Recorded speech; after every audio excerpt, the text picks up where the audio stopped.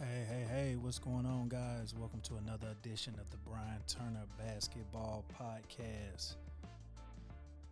Man. So, hope everybody's having a nice weekend. This great Easter weekend, kicking things off. I just want to kind of come in real quick. Not gonna hold you guys too long with this episode, but I want to kind of kick the door down. Just kind of talk about some of the things that, if you're in the basketball circle, in the basketball community, you are hearing a lot of these days, and it's the word transfer portal. What is the transfer portal? You hear transfer. Everybody's trying to get out of situations, look for greener pastures and other situations, and a lot of folks really don't know what it is. So this episode is going to be dedicated to the NCAA transfer portal. Now, just over the years, and even just kind of thinking back to, it's been almost 20 years since I've played college basketball, but this notion of wanting to transfer and to see other people's situations or to have a better situation for yourself has always been out there. So this is nothing new. So for those that don't know, and for people who are new to this, let's kind of talk about what's the transfer portal. So the NCAA describes the transfer portal as the transfer portal. It permits student athletes to place their name in an online database declaring their desire to transfer. Athletes enter the portal by informing their current school of their desire to transfer. The school then has 2 business days to enter the athlete's name in the database. Okay? So right then and there, it's putting the onus on the players to communicate with the academic school that they already attend that, hey, this is something that I want to do. With the transfer portal, let's say high school kids that were looking to commit to schools, and during the whole COVID pandemic, a lot of these kids didn't get a chance to visit some of the schools that they may have committed to. So you may have been getting a little attention and being recruited by some schools, and going into your junior, your senior year, these are the times that you will probably go take a visit to those schools. But a lot of kids didn't get a chance to even take visits to schools, knew they had offers out there, and they elected to pick those schools. So now you're off at a school to where you didn't really know the situation or even know the climate of what you were involved in. The first and foremost, when I think about the transfer portal, the first thing that I think about is how free agency in the NBA has affected the game of basketball. Again, free agency, transferring, all of these things is nothing new. Okay. So when we look at the sport of basketball, we get a lot of our cues from the pros. We get a lot of our, if you look at the climate of different things that goes on in the NBA, it's a trickle down effect. We see the pros do it. The college players see the NBA do it. Then all of a sudden, the high school players see the college guys do it, and then so on and so forth. So free agency, the willingness for players to kind of dictate where they want to go play, who do they want to go play with. You started to see these things kind of started to take place. So with that being said, a lot of the AAU circuit and a lot of the AAU teams, a lot of the high school teams, you started to see a lot of players say, hey, let me go try to play with my buddy over here at this school. Let me go try to join this team because I know that they're having a lot of success. Man, what would it look like if we joined forces and started to play with each other? I would be lying if I didn't have those thoughts growing up. If I didn't sit around and say, oh, man, it'd be nice for me to go over here to this school, to maybe go play with this person. I mean, we all, think about putting dream teams together. And like I said, it's nothing wrong with that. But, again, some high school players may have thought, hey, this is the wave, this is the thing to do, because we see the NBA guys doing this. We see the dream team is able to form. We see the big threes in a lot of the NBA teams, and they have success. So everybody wants to have success that route. So I think that's some of the things that kind of jump-started the whole notion of the transfer portal getting out of control the way it is. Again, these things were always put in place, but players had to sit out a year. And so that's another thing that I wanted to kind of point out. In the past, If you was able to transfer from one school to the next, you would have to sit out a year. Same thing goes in high school. If you transfer from one school to the next, there is a chance that you may have to sit out a year. So we always tell parents, we always tell players that it may not be up to us, that when you transfer, it may be a chance that you may have to sit out a year or play at a lower level in order for your eligibility to kind of kick in the next year.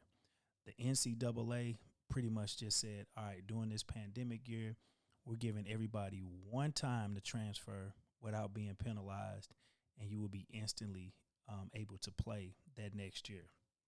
So what are some of the things that come from this? You hear the argument on one side that the college coach is able to take another job at other places without being punished. The college coach recruits a group of kids and a group of students to come play for him, and they sell them on everything that goes on in the institution, in the program, and what it's going to be like once they enter in. They have success. That coach gets up and leaves and takes on another job somewhere else. I was in that same boat playing in college. We had success.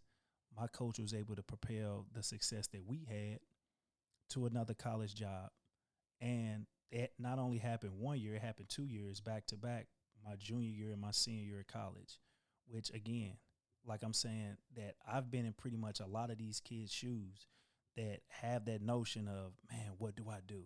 And I finally remember going in that locker room, hearing our coach saying that he's going to take a job somewhere else. And the first thing that came to my mind was, well, hey, it's time to blow this up.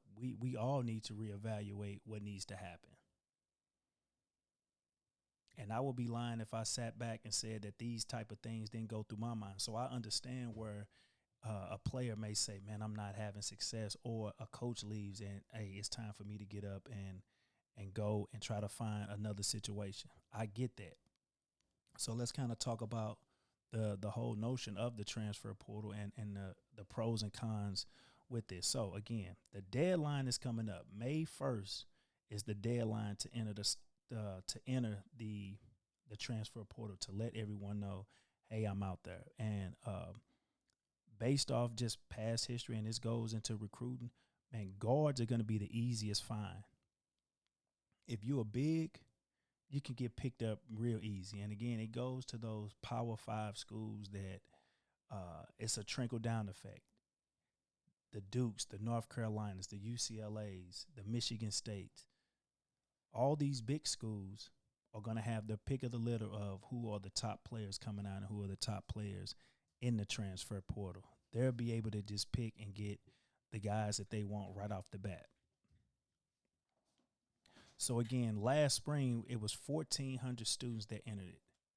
1,400 students that said, hey, I'm up.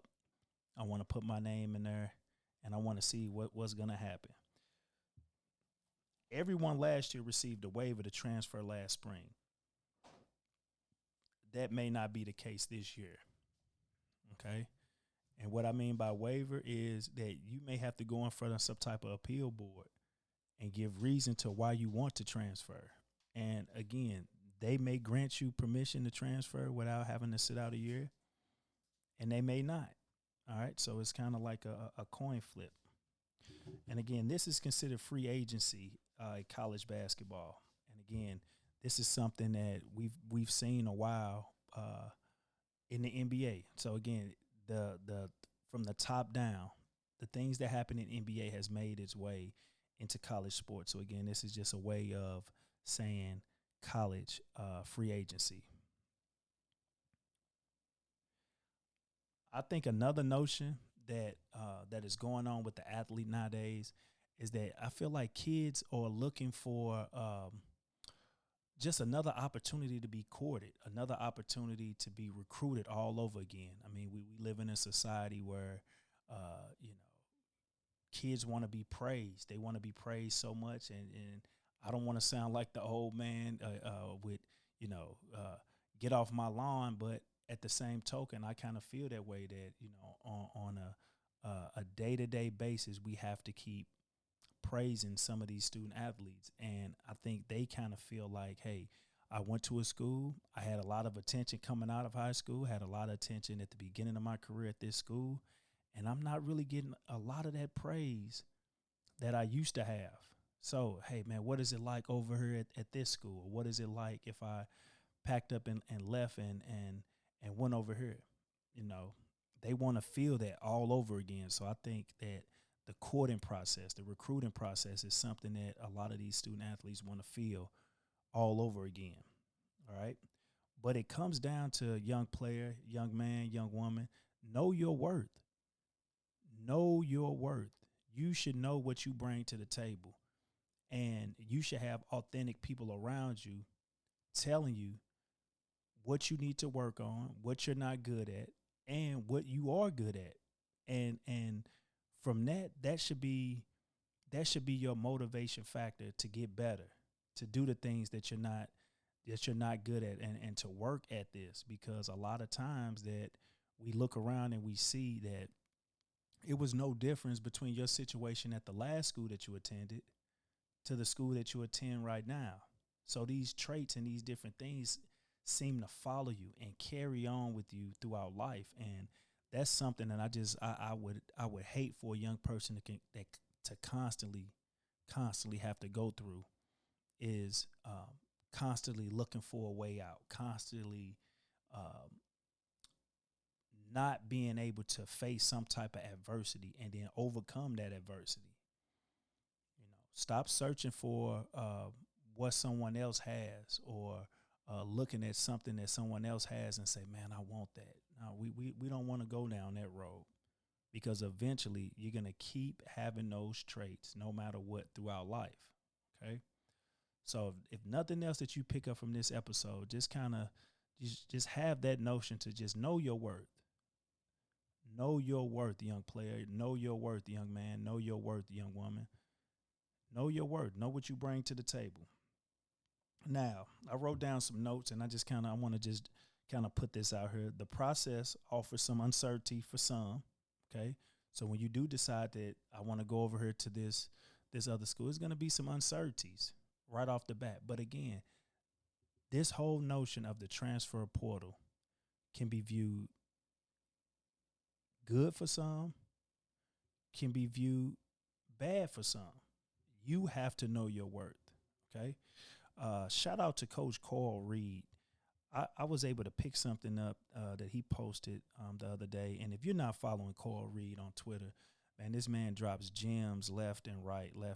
So that's something that if you guys are on Twitter, you probably need to go follow him. But he posted this, and I want to share this. I want to share this with you now. I agree to a certain point of what was put on here. And again, I want to kind of talk about this, and even in this episode, I'm going to attach a clip and an interview that I had with one of my close friends, Coach Brandon Gilmore, who's now coaching with the Nike Elite EYBL team. And we kind of talked about some of these things, because, again, this whole notion has made its way into summer basketball and AAU basketball. And it's good to hear his thoughts on it, because he's on the front line dealing with some of those AAU players. But it says right here. Again, this is Coach Carl Reed, he goes by Coach Reed on Twitter, and he put, I love the transfer portal. It has moved the accountability level to dead middle between the coaches and the players. At the end of every season, college coaches go to their roster and they run kids off, because they know that the college scholarship is 1 year renewable. Now, those players can leave on their own terms, and players who for any reason want a fresh start or just a change of scenery can go into the transfer portal and move by the whim of a coach. The disloyalty pie that the coaches force the players to eat from is now on the menu for coaches. Okay. To make matters even more, the NIL deals are allowing players to improve themselves financially the way that some coaches do when they vote from their current program for more money at a different school. Players are now lining up new financial destinations for themselves the same way coaches do. players are also lining up spots to transfer when the coaches recruit around them. To be sure, the new system is taking on a life of its own, but it is a system that is incredibly good for a level playing field. Now, everyone can say to the next man, it's just a business. All right, so let that sink in for a second. And he made some great points in there. Not all that I agree with, but to some degree, man, this kind of hits home. Uh, and I kind of touched on that a little bit. A lot of the players, and again, I've been in this situation. Coaches get other opportunities at other programs that will pay them more for producing or seeing them produce at a lower school or a lower level school, mid-major school, a low major school. Prompt them up to now they're on the big stage, Power 5 schools, okay? Going by what I just read from Coach Reed, that he feels that, okay, again, the player should be able to do the exact same thing. Again, that's a tricky situation to be in because, again, young man, young woman, you only get a couple of years at this. For folks transferring in from junior college, for even just this 1 year free transfer, it's a tricky situation to be in if you're gonna play it like that. Some of those coaches get multi-year deals, all right, guaranteed deals. It's not a guarantee that you're gonna have that success at that next school, to where now again you have to impress a whole new coaching staff. All right, you have to learn a whole new playbook. You have to learn a whole new coaching system. All right, you have to learn a whole new town, a whole new city. Will that work in your favor? To some, I think it will. To some, I think a fresh start is great, But for some, it's like rolling those dice and trying to see exactly what's going to happen, all right? But I wanted to share that. But no, this was some good stuff, and I hope to keep this dialogue constantly going. And I want people to kind of don't agree with me. Don't agree with the coaches around. But I think parents that are going through this whole situation, is the best thing that you can do for your child is to surround them with experts. Surround them with experts on this subject. Constantly pick people's brains, because again, it's a business, and we're now in the forefront of this being a business, and people are heavily invested at a young age to make sure that their child is in a good situation. So, I hope you're able to learn something from this.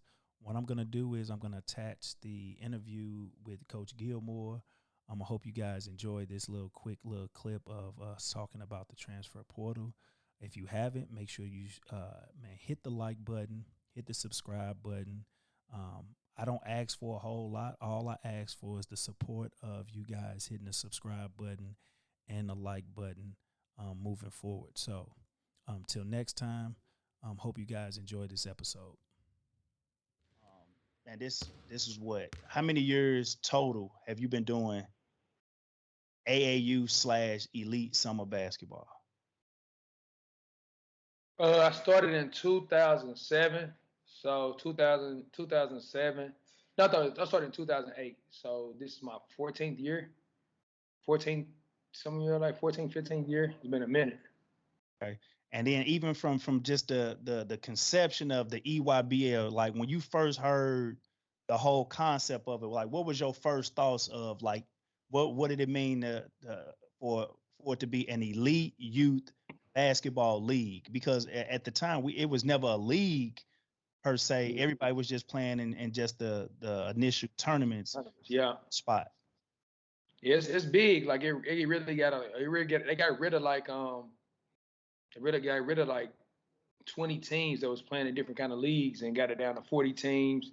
It went down and went back up. So it's real. It's like the best of the best players. Like if you want to play against those guys, this is where it's at. So you got to be understanding what you got to come with it with though.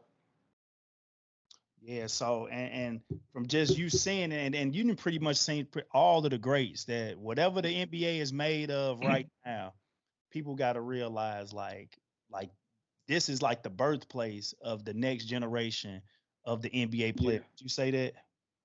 yeah, for sure.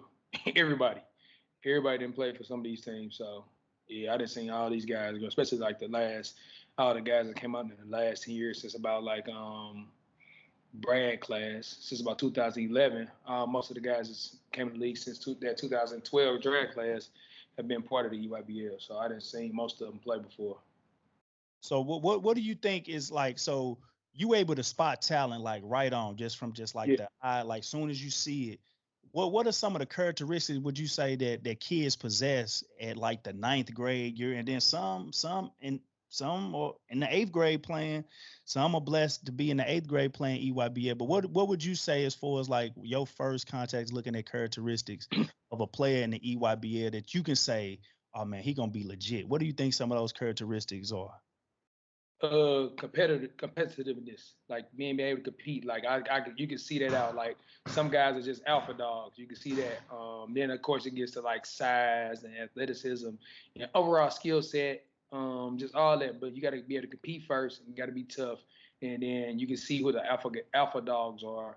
And after that, it's coming to like size, athleticisms for guards and wings and bigs, and skill set is really big. Who can make shots and who can make plays and guarding, like you just see so much. You can just tell. Like I seen Paulo from Duke when he was a freshman. I'm like, yeah, like he's certified. He that. I played coach against Cade Cunningham when he was 15. We played him after the game. During the game, I'm like, yo, I don't say this, throw this word around lightly, but dude is a pro. Dude, real life like that. Like, you know what I'm saying? Like, you just some guys just What was it about? Just the fact that he just had that what people may call the Mamba mentality at a young age. So it's like the things that some kids or some players may figure out they senior year after that, it's time to graduate and go to high school. Now these kids have it at 14 and 15 years old. a killer. We playing a game. My kids are telling me that this other guy who actually is really good, the point guard for TCU, Mike Miles. They're like, he is this, he is this. I said, I know y'all telling me that, but dude right there is the one. like, Mm-hmm. like I coached against Jalen Green when he was 15. I'm like, the first time we played him, he was just okay. They was like, yeah, he does this, he that. I'm like, okay. So then he had moved up to 16. And I seen him again. I'm like, oh yeah, like yeah, he one of them. He one of them guys. So like you could tell it. It ain't that hard. Now some guys like I ain't see it in Devin Booker. I saw him play 15 and 16, even 17. I thought he was just okay. But he's one of them kids that just I know somebody that was around him. He just constantly stayed in the gym working on his game though. Like Right. dude was getting 2 workouts in a day, every day. Like in the morning, he get a morning and an evening workout in. One thing that stood out when I think, because that's when I was coaching with you all, and when I saw Devin Booker play, I was kind of like in that same sense of he was young, and you can tell he was a young player, but I'm also looking at the fact of having basically being savvy, having some experience to be able to play at that on that stage at that age Yeah. is what kind of blew me away. You know what I Yeah. mean? Because like I think a lot of kids, and I go back to the light didn't click on for me until it was like junior year, senior year, and then it's like, all right, now it's time to go. But Yeah. now it's like you got a 15-year-old kid that's probably been around some everybody in his ear pumping it in him. Man, look, you got to do this, you got to do this, you got to do this.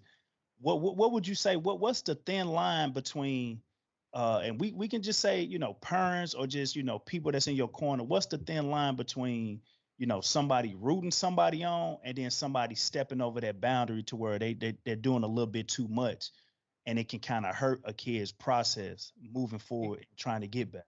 Yeah, it gotta be the right people. It gotta be the right people that know what they're talking about. Like a lot of times, some of these kids be getting instructions from parents who have never don't know what it's about, or people that's latch on to them who really don't know what it's about. And, they just sometimes they just trying to latch on to the kid, but they got to listen to people that has been there, that's been around it, and know what they're talking about. Like you could tell some of these kids are talented, but they got especially now with social media, like we didn't have it. Like this social media stuff is crazy. You know what I'm saying? It's making it worse. So you got to have the right people in your corner that see the realistic end goal or see the bigger picture. That it's not just about now. It's about the future, and then just keep getting better and stay working. It's not like all like a show. You know what I'm saying? A lot of people want the show. It ain't about the show. It's about the grind. I'm a big believer in just reaching out to the experts in that field if you're trying to get information on something. Like if you're going to get your car fixed, you wouldn't go to a dentist or a doctor No.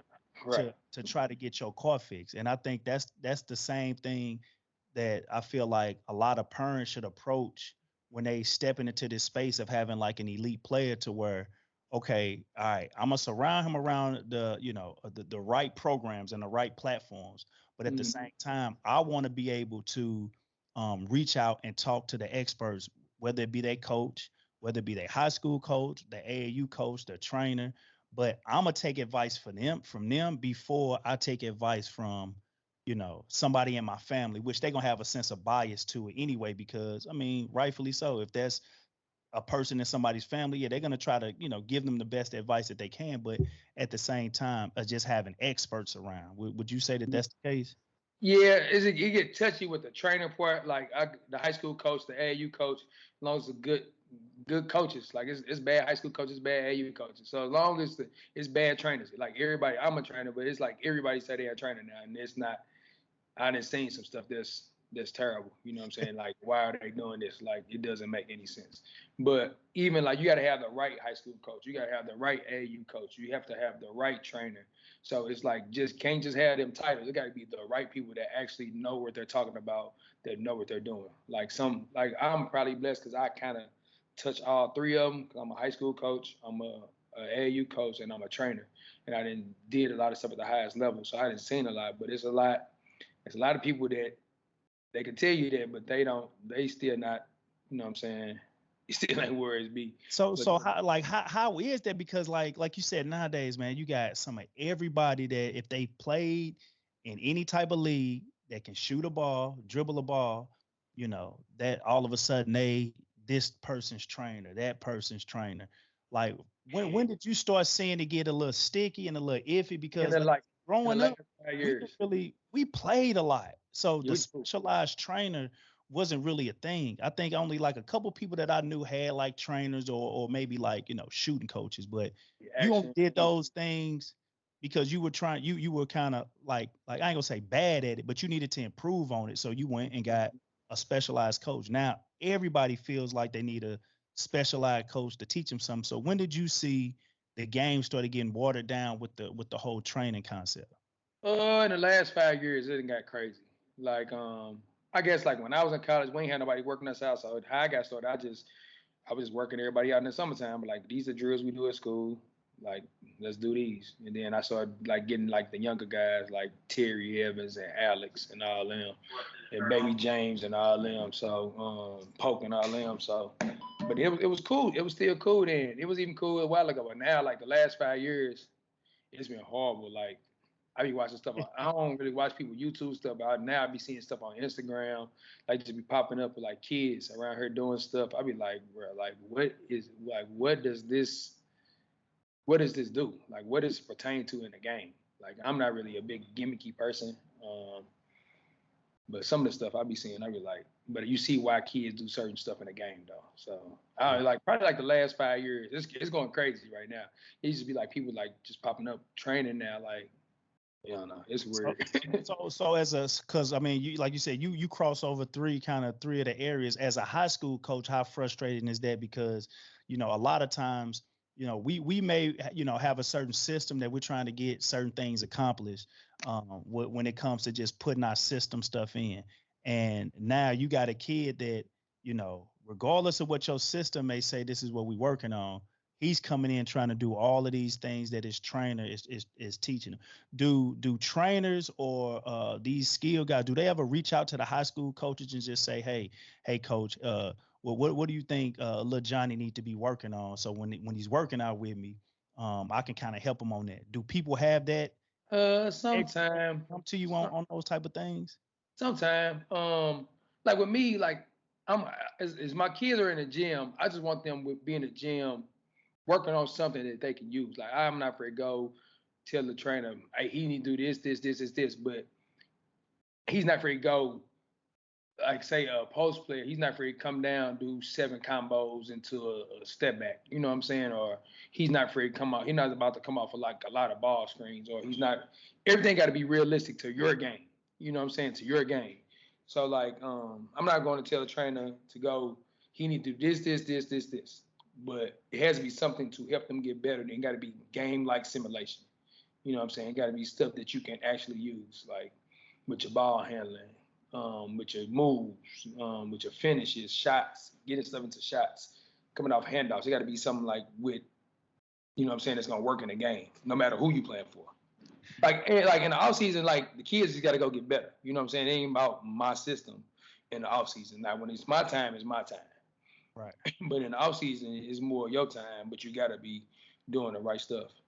Yeah, because I like it. That's the first thing that I like to say. I say, man, the off season is for you, and then when the season start, it's for us. It's for the team. Like, so you should have worked on all of the stuff that you needed to work on when that time was, and then now when we get down to where we have to do to put certain things in, then you got to be bought into this because the off season that should have been your time to get better. You know what I mean? So Yeah. those are some of the things that I look for.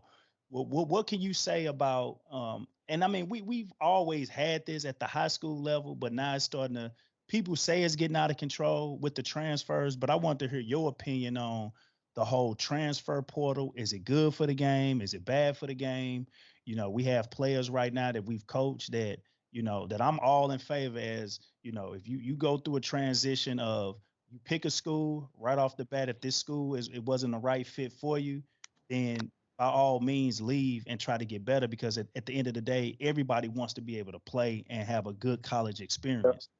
What happens when, and I think it kind of goes back to the advice that kids are getting, but kind of speak to do you think that this whole college transfer portal thing is out of control, or do you think it's right for the game? Kind of speak on that, and I just want to be your side of it. I was just talking about this today. It's like a double-edged sword. So what it's kind of good because it holds the coaches and the schools more accountable for what they, you know, like I'm a big on not promising kids stuff, but they promise kids certain things Right. and certain roles and certain minutes, and if they promise that, they got to kind of live up to that, and it doesn't happen. So now the kid gone. It's a touchy subject, and then like with the money stuff, with the likeness, like kids in like low major are killing. They want to go to the high majors to play on the higher level, but you're gonna get probably more money.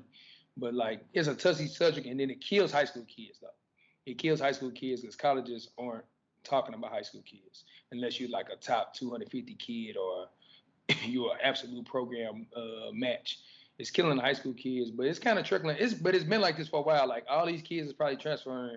A lot of these kids in the portal have changed high schools numerous times. They have changed AAU teams numerous times. Like it ain't nobody really being tough and sticking the situation out. I'm real big on telling my kids you can fix it. You can fix your situation and improve it. Just even if it's rather your relationship or you got to get in the gym more. Stay there. You know what I'm saying? But if it's like past repairable or they doing you bad, then you should probably leave. You know what I'm saying? So